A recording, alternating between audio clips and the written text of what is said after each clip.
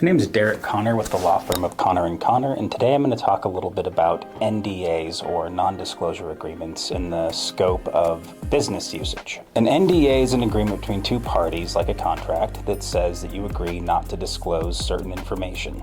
There's lots of reasons you might want to use an NDA, particularly if you are thinking about disclosing confidential or trade secrets. You don't want the other party to release that information to somebody else and then devalue your intellectual property or let the secret out, so to speak. So you would agree to sign a non-disclosure agreement. Non-disclosure agreements are typically drafted up by each party's counsel to be reviewed and agreed upon, and then signed by the parties to which those non-disclosure agreements are going to be effective. If you violate a non-disclosure agreement, you're probably going to find yourself in a lot of trouble. You're going to end up in litigation. Oftentimes, liquidated damages are included as a clause in a non-disclosure agreement. Liquidated damages can be a number that the parties agree to. Say, hey, look, it's difficult to determine how much the value of this information is worth, so we're just going to agree it's, let's say, $100,000 or some round figure like that you'll be entitled to if the other party breaches the non-disclosure agreement.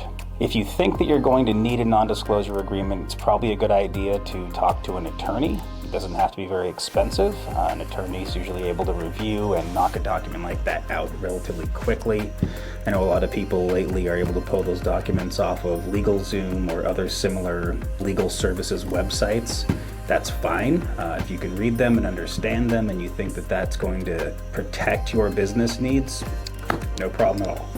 If you have questions about those kinds of documents, however, it might be a good idea to talk to an attorney and at least understand what you're signing before you sign it. Typically, a non-disclosure agreement will include the disclosing party and the receiving party. It's pretty basic. The disclosing party is the party that is going to be turning over the information. The receiving party will be the party that's going to be receiving it. So what are some reasons why you might want to enter into a non-disclosure agreement as a business?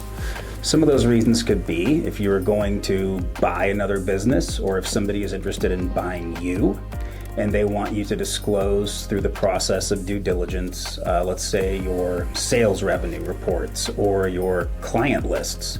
Those are things you don't necessarily want the other party to be able to take away and use as an advantage against you if the transaction for some reason doesn't go through.